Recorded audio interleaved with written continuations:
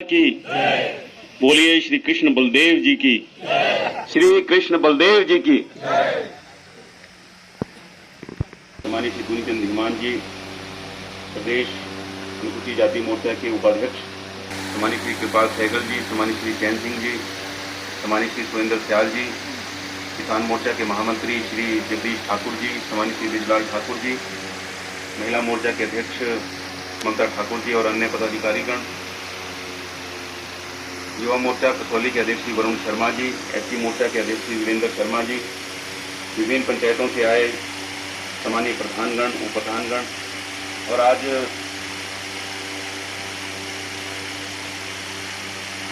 हमारे बीच में सम्मानीय श्री ऋषि खंडवाल जी, पार्टी के काम और इलेक्शन की दृष्टि से उत्तराखंड से आप हमारे जिला में आकर के और यहाँ पर पार्टी की गतिविधियों को आप देख रहे हैं। सम्मानित श्री सुनील फुलबे जी, जो कि कसौली निर्वाचन क्षेत्र चुनाव की दृष्टि से आपकी जिम्मेवारी यहाँ पर लगी है। आप दोनों महानुभावों का भी मैं यहाँ पर हार्दिक स्वागत और अभिनंदन करता हूँ।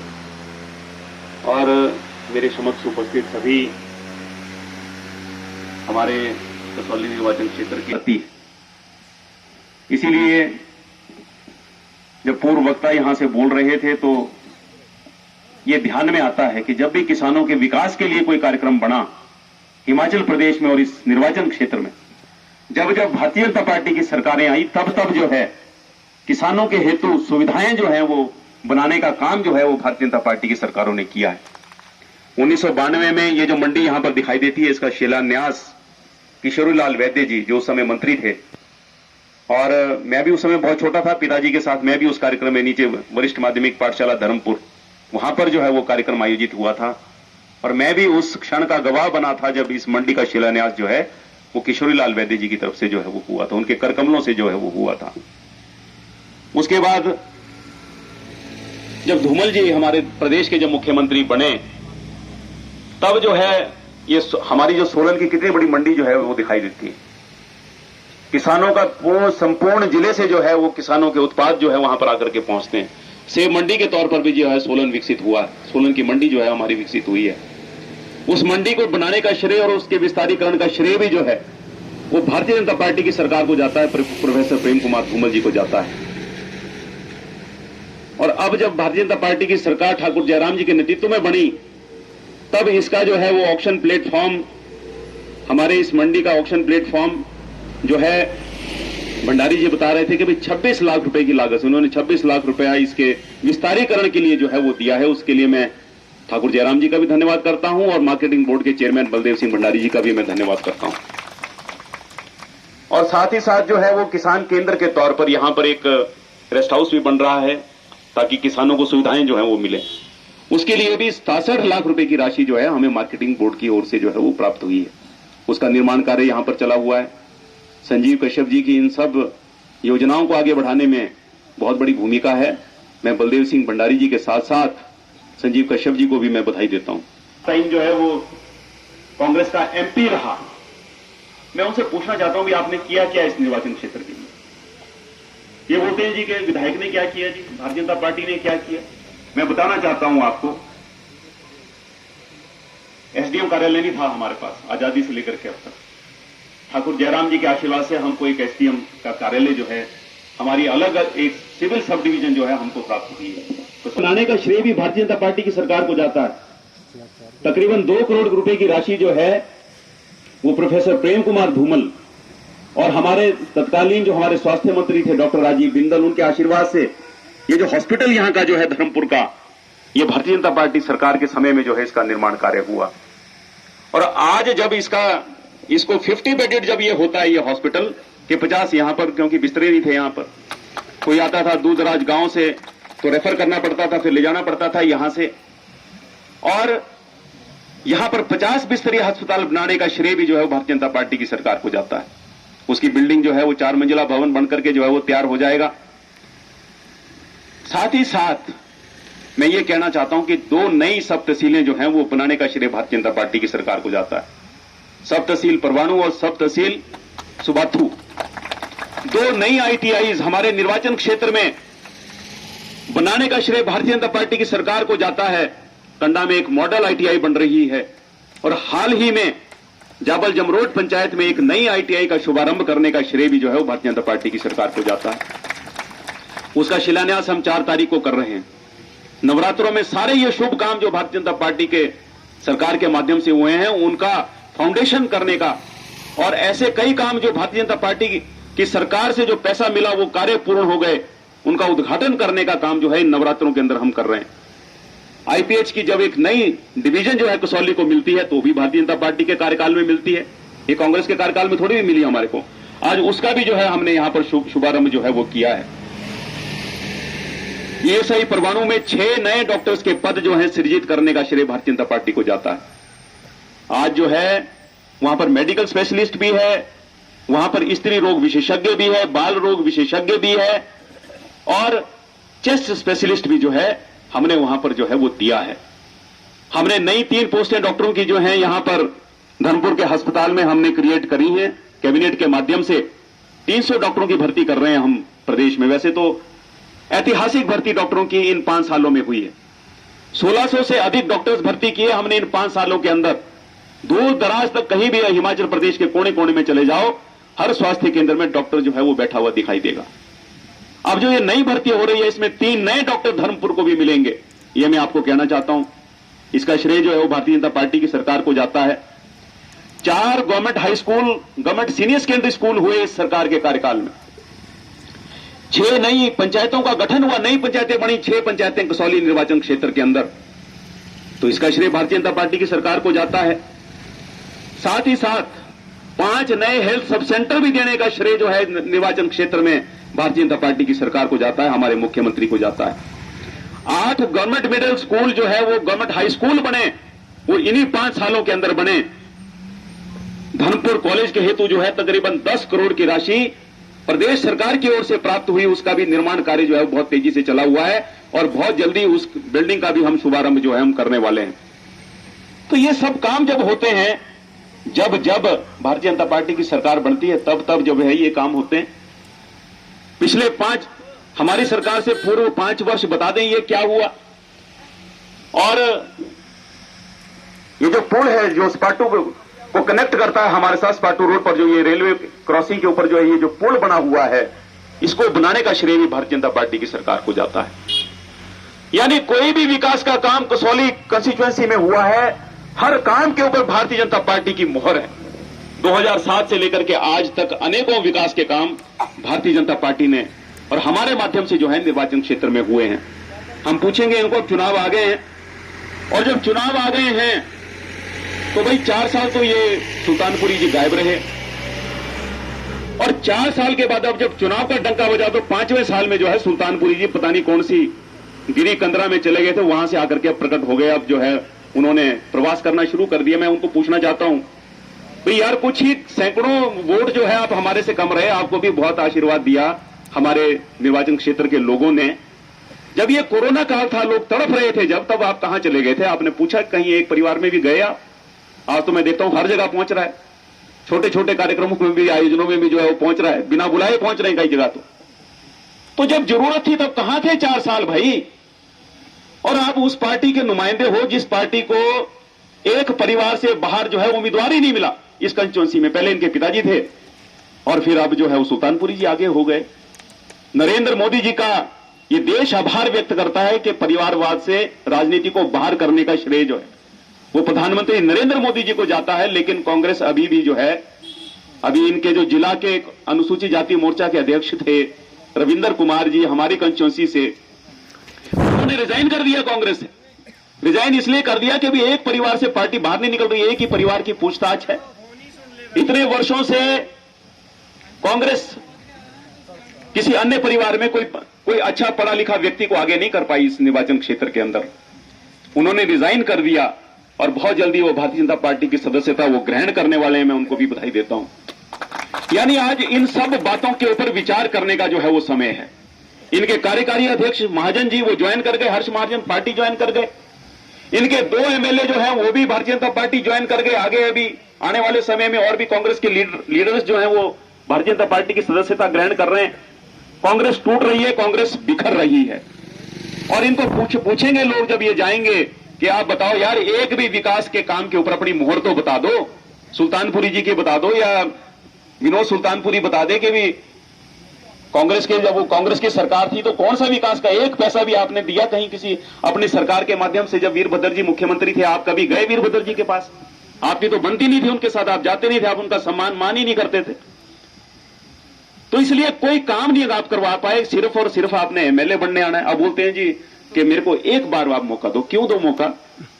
कुछ तो काम बताओ यार, कुछ तो अपनी जो है आपका जुड़ाव है लोगों के साथ, आपके अटैचमेंट है लोगों के साथ, दुख दर्द में आप इस निर्वाचन क्षेत्र के लोगों के साथ हो, ये प्रमाणित तो करो आप। सिर्फ और सिर्फ जब चुनाव का समय आता है तब आप कूद जाते हैं कंस्टिट्यूएंसी में और आप घूमना शुरू कर देते हो। भाई ये तो बात नहीं बनेगी। जनता के साथ 5 साल रहना पड़ेगा, रोज रोज रहना पड़ेगा। हम रहे कोरोना काल में, हर पंचायत का दौरा किया, कोई हमने दिक्कत नहीं आने दी। लोग फोन करते थे जी चारे की दिक्कत आ गई है, चारा नहीं हमारा पहुंच पा रहा है। तो हम हरियाणा प्रशासन के साथ बात करके सामान्य मुख्यमंत्री जी के हस्तक्षेप से हमने ये सुनिश्चित किया कि लोग तो सुरक्षित रहे, पशु भी सुरक्षित रहे। हम घूमते रहे। लोग मेरे को बोलते थे मत घूमो यार, इतना बीमारी बहुत खतरनाक है, कहीं आपको चिमड़ गई तो बड़ा फिर मुश्किल हो जाएगा काम। तो मैं कहता था भाई अपनी जान की परवाह नहीं है, आज जब लोगों को आवश्यकता हमारी है, आज नहीं हम जाएंगे तो फिर हम कब जाएंगे? पूरे प्रदेश में घूम घूम करके सामान्य मुख्यमंत्री जी के साथ हमने व्यवस्थाओं को ठीक करने का जो है हमने यहां पर काम किया इस निर्वाचन, इस प्रदेश के अंदर। इसलिए सिर्फ और सिर्फ चुनाव लड़ने के लिए और एमएलए बनने के लिए, और उसके बाद देखो मैं आपको ये बोलना चाहता हूं, बहुत लोगों को बड़ी गलतफहमी है, ये कांग्रेस के लोगों को बड़ी गलतफहमी है कि ये एमएलए बन जाएगा तो कोई बड़ा भारी विकास होने लग जाएगा। यहां तो कुछ नहीं होना। यहां ये उसी लाइन पर चलेंगे जिस लाइन पर जो है पीछे से ये चलते आए। मैं ये आपको बोलना चाहता हूं, कई बार लगता है यार अजमा लो, नया आदमी है, लेकिन नए आदमी का स्वभाव जो है वो हमारे को ध्यान में कर लेना चाहिए। और स्वभाव क्या है वो मैंने आपको बता दिया। 4 साल सोए रहो, इलेक्शन जीतने के बाद गोवा भाग जाओ, और उसके बाद 4 साल सो जाओ, और जब चुनाव आने लगे, जब चुनाव का डंका बजने लगे तो लोगों के आगे जो है आप हाथ पसार करके खड़े हो जाओ। मैं ये नहीं बोलता मैंने सारे काम किए, ये सब काम हमने जो है आज यहां पर उल्लेख किया, इनका सब काम कोई नहीं कर सकता, भगवान भी शायद सारे काम नहीं कर सकते। कमियां जो है वो शायद मुख्यमंत्री जी से भी रह जाती होंगी, कमियां हमसे भी रह गई होंगी। सब काम करने का जो है वो हम दावा नहीं करते कि सारे काम जो है वो हमारे माध्यम से हो गए होंगे, लेकिन हमने अधिकांश काम हमने जो है करने का हमने प्रयास किया। अपने क्षेत्र के लोगों की सेवा करने का हमने प्रयास किया, लोगों के दुख दर्द में हमने खड़े होने का हमने प्रयास किया, और लोगों के दुख दर्द हमने दूर करने का हमने प्रयास किया।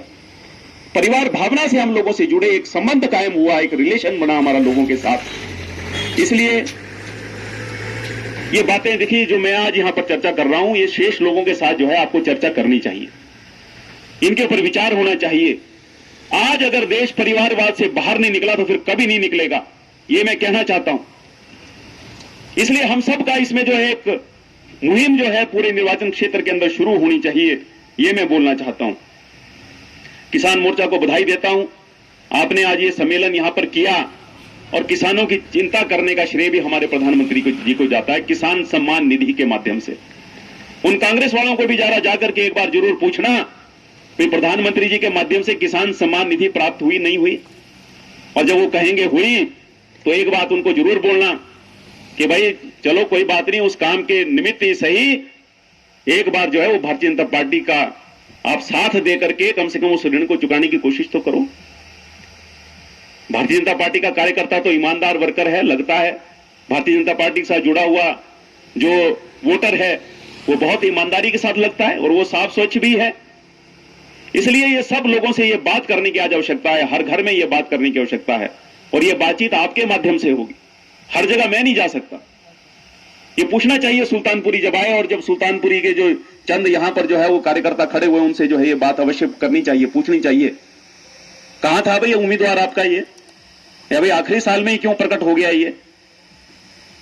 12 से 17 भी चुनाव लड़ा इन्होंने हमारे साथ, कम मार्जिन से, सिर्फ मेरे से 24 वोट सुल्तानपुरी को कम मिले, लेकिन 5 साल कहीं नहीं दिखा, 12 से 17 भी नहीं दिखा। इसलिए इन सब बातों के ऊपर जो है अवश्य समाज में जो है वो चर्चा होनी चाहिए, और मैं आपको ये विश्वास दिलाना चाहता हूं। देखो आज बिना मास्क के बैठे हुए हैं सारे यहां पर, भारतीय जनता पार्टी इस देश की जरूरत है। क्यों जरूरत है? प्रधानमंत्री जी का संकल्प है कि इस देश को हम विश्व का सर्वश्रेष्ठ देश बनाएंगे। ये जो आज बिना मास्क के बैठे हुए हैं सारे हम लोग, नवरात्रों के दिन चले हुए हैं, मेरा एक सबने निवेदन, मेरी एक प्रार्थना जो है, सबके चरणों में मेरी प्रार्थना है। प्रार्थना क्या है कि देवी माता से जरूर प्रार्थना कर लेना कि जिसने हमारी जान बचाई, 2 वैक्सीन की फ्री डोज की व्यवस्था पूरे देश के नागरिकों के लिए जिसने की, ना सिर्फ देश के लिए की बल्कि विदेशों में भी वैक्सीन भिजवाई, तो आज अगर हम सुरक्षित हैं, बिना मास्क के बैठे हुए हैं, हमारा जीवन अगर सुरक्षित है, तो जिसकी वजह से हमारा जीवन बचा है, उस प्रधानमंत्री को जो है देवी माता और ईश्वर उनको लंबी आयु दे, उनको ताकत दे, उनको बल दे, उनको यश दे, ताकि लंबे समय तक हमारे देश का वो नेतृत्व करते रहें, प्रधानमंत्री बनते रहे। और मैं आपको बताना चाहता हूं, 2024 में जब पार्लियामेंट का चुनाव होगा, इसमें कोई शक और संशय नहीं है कि प्रधानमंत्री नरेंद्र मोदी जी एक बार फिर से तीसरी बार इस देश के प्रधानमंत्री बनने वाले हैं। इसलिए लगातार केंद्र की सरकार जो है वो आगे चल रही है। भारतीय जनता पार्टी की सरकार जो है, सरकार दर सरकार, बार बार जब चुनाव होते हैं, भारतीय जनता पार्टी की सरकार केंद्र में बन रही है। मैं आपसे निवेदन करना चाहता हूं, हिमाचल में भी भारतीय जनता पार्टी की सरकार बननी चाहिए। हमारे मुख्यमंत्री ने जो हमने मांगा वो हमको दिया। एक भी मांग के लिए जो है वो सम्मानीय मुख्यमंत्री जी ने मना नहीं किया। अभी कुछ दिन पूर्व हमने परवाणु में एक नए आयुर्वेदिक स्वास्थ्य केंद्र का भी हमने शुभारंभ किया। वहां पर एक नया आयुर्वेदिक स्वास्थ्य केंद्र भी हमारे को मिला। मुझे लगता है अब कांग्रेस घोषणा पत्र बनाएगी अपने यहां के लिए, तो सिर्फ वो उनके पास अब घोषणा करने के लिए कुछ नहीं होगा, क्योंकि अधिकांश काम जो है वो हो चुके हैं। 160 करोड़ की तो तकरीबन एक ही योजना हमारी जो पेयजल योजना कसौली के लिए जो हम पानी लेकर के आ रहे हैं, और आसपास की पंचायतों को जिससे जो है वो लाभ होने वाला है, तकरीबन 60,000 के लोगों की हमारी पॉपुलेशन को जो है जिससे लाभ होने वाला है। 152 करोड़ की प्रदेश की बड़ी योजनाओं में से एक आईपीएच की स्कीम हमारे निर्वाचन क्षेत्र के लिए हमने बनवाई है। सड़कों का जो है हमने विस्तारीकरण किया है, सड़कें हमने निर्माण की हैं। बोड़ो से लोग आए हुए हैं, काबाकला पंचायत से 8 करोड़ की लागत से उसका जो है वो एस्टिमेट तैयार करके और सारी उसकी योजना तैयार करके जो है वो नाबार्ड को चली गई है। कुछ दिनों में जो है वो पैसा स्वीकृत होने वाला है। सब प्रकार से इस निर्वाचन क्षेत्र का विकास जो है वो आगे बढ़े, इसके लिए हमने प्रयास किया है। इसलिए जब सिलेक्शन होगी तो लोगों को, हमको जो है ये बात हमें जो है लोगों के साथ करनी चाहिए कि भाई जो टेस्टेड और ट्राइड है, जो आजमाया हुआ उसी के ऊपर विश्वास करना है। जो सरकार आजमाई हुई है, जो प्रत्याशी आजमाया हुआ है, ये नए को मत आजमाना। हम वर्षों पीछे चले जाएं। कांग्रेस टूट रही है, कांग्रेस बिखर रही है। एक बार फिर से भारतीय जनता पार्टी की सरकार हिमाचल प्रदेश के अंदर बनने वाली है। डॉक्टर्स की रिकॉर्ड भर्ती हमने हिमाचल प्रदेश के अंदर की। 1800 से ज्यादा डॉक्टर हमने भर्ती किए इन 5 सालों में। अब तक किसी भी सरकार के द्वारा भर्ती किए गए डॉक्टर्स की सबसे बड़ी भर्ती जो है वो हमने की 5 सालों के अंदर। वैक्सीनेशन में हम प्रथम रहे पूरे देश के अंदर। 300 डॉक्टरों की भर्ती हम और करने वाले हैं, और वो डॉक्टर जो है हमको प्राप्त होने वाले हैं। उसके बाद 200 डॉक्टर्स की भर्ती का प्रोसेस भी जो है वो चला हुआ है। और इसी प्रकार से हिमकेयर योजना के माध्यम से सुनिश्चित किया कि गरीब आदमी के ऊपर इलाज का खर्चा ना पड़े। 5 लाख रुपए तक का खर्चा जो है वो ठाकुर जयराम जी की सरकार के द्वारा जो है वो गरीब लोगों के लिए उसकी व्यवस्था जो है हिमकेयर योजना के माध्यम से की गई। गृहिणी सुविधा योजना के माध्यम से जिनके पास गैस कनेक्शन नहीं था, आज के समय में भी ऐसे हमारे कंस्टिट्यूएंसी के 5000 परिवारों को फ्री गैस कनेक्शन देने का काम गृहिणी सुविधा योजना के तहत हमारी सरकार ने किया। मैं क्या क्या बयान करूं। पेंशन की आयु सीमा 80 से घटा करके 70 और 70 से घटा करके 60 साल करने का श्रेय हमारी सरकार को जाता है। जो 60 साल का हो जाएगा हमारे प्रदेश के अंदर, हमारे निर्वाचन क्षेत्र के अंदर, वो पेंशन का पात्र बन जाएगा। उसको पेंशन जो है हमारी सरकार की ओर से शुरू हो जाएगी। ये योजनाएं कांग्रेस के समय में क्यों नहीं बनती, मैं ये पूछना चाहता हूं। तो क्यों बनाए लोग कांग्रेस की सरकार द्वारा? ये योजनाएं इसी प्रकार से बनती रहे, लोगों को लाभ होता रहे, स्वास्थ्य की दृष्टि से, शिक्षा की दृष्टि से, पेयजल योजनाओं की दृष्टि से, सड़कों की दृष्टि से सर्वांगीण विकास जो है वो प्रदेश का हो। इसलिए भारतीय जनता पार्टी सरकार का बनना यह बहुत आवश्यक है। इसको हमारे को ध्यान में रखने की जरूरत, रोज रोज इस बात के ऊपर चिंता करने की जरूरत है। मुझे लगता है मात्र 1.5 से पौने 2 महीने जो है वो चुनाव के बचे हैं। इसलिए हम सब इन बातों का विचार करें, विचार ही ना करें, लोगों से हम चर्चा करें, ताकि एक बार फिर से जो है भारतीय जनता पार्टी की सरकार हिमाचल प्रदेश के अंदर बने। हम मोदी जी के हाथ मजबूत करें, अपने प्रधानमंत्री जी के हाथ हम मजबूत करें।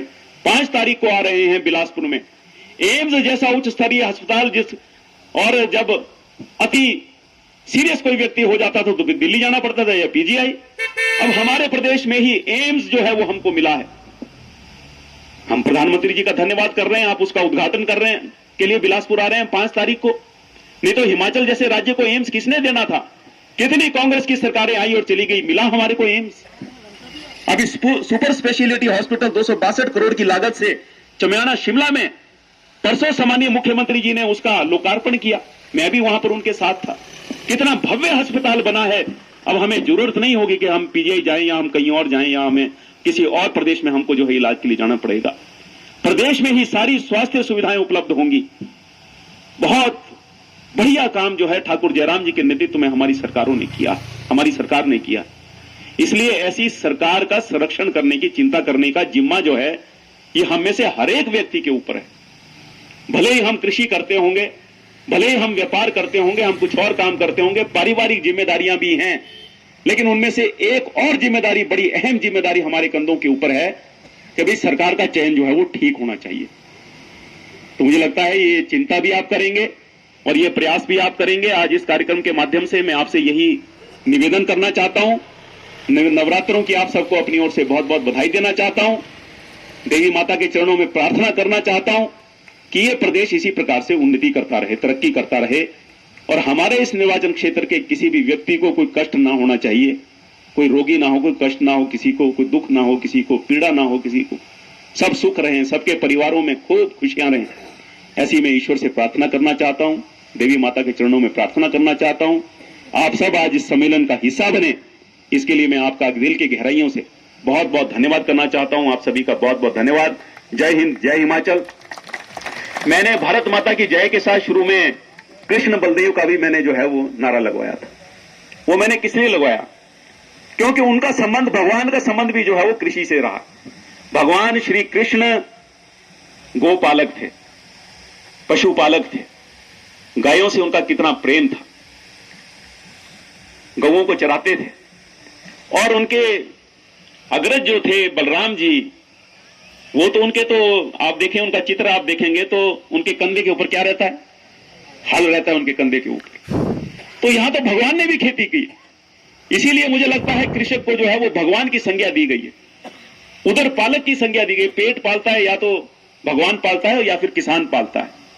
अगर किसान किसानी करना छोड़ दे तो लोग भूखे मर जाएं। तो भगवान से कम दर्जा जो है वो किसानों का नहीं है।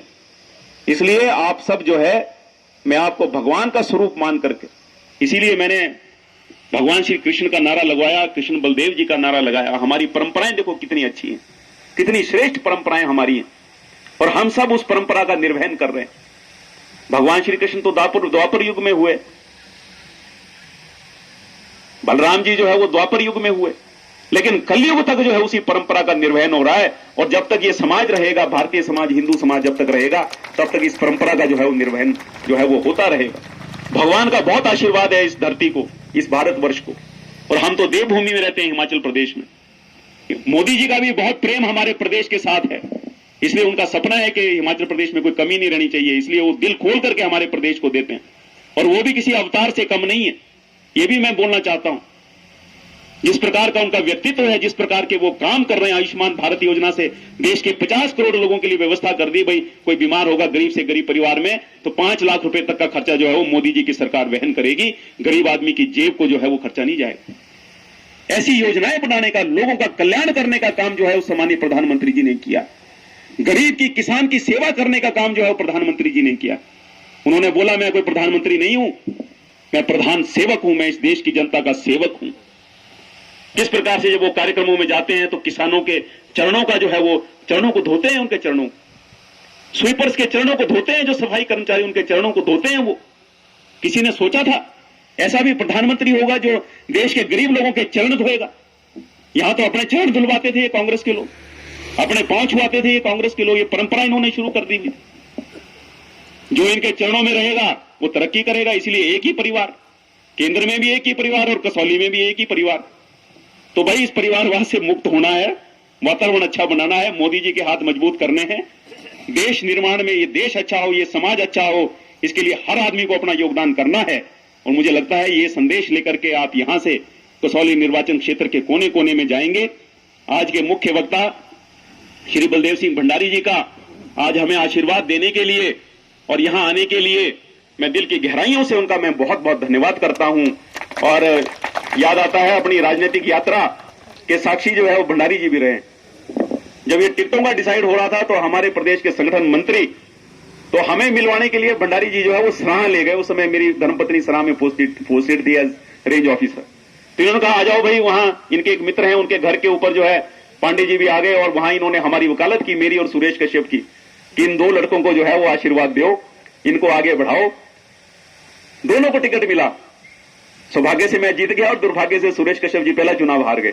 आज प्रदेश के जो है वो अध्यक्ष हैं हमारे, फिर बाद में दूसरे चुनाव में वो एमएलए भी बने और अब एमपी भी बन गए, प्रदेश के अध्यक्ष भी हैं। तो वो सफर के साथी हैं हमारे, जो है हम इनको कभी नहीं भूल सकते, हमारे बड़े हैं, इनका बहुत आशीर्वाद जो है हमें मिलता है। आपका बहुत बहुत स्वागत है। और आए हुए सभी किसान बंधुओं का, भगवान स्वरूप किसान बंधुओं का, देवी स्वरूप मेरी माताओं बहनों का आज यहाँ इस कार्यक्रम में उपस्थित होने पर बहुत बहुत धन्यवाद। जय हिंद, जय हिमाचल। बोलिए भारत माता की, बोलिए श्री कृष्ण बलदेव की, बोलिए श्री कृष्ण बलदेव की। बहुत बहुत धन्यवाद। धन्यवाद सर।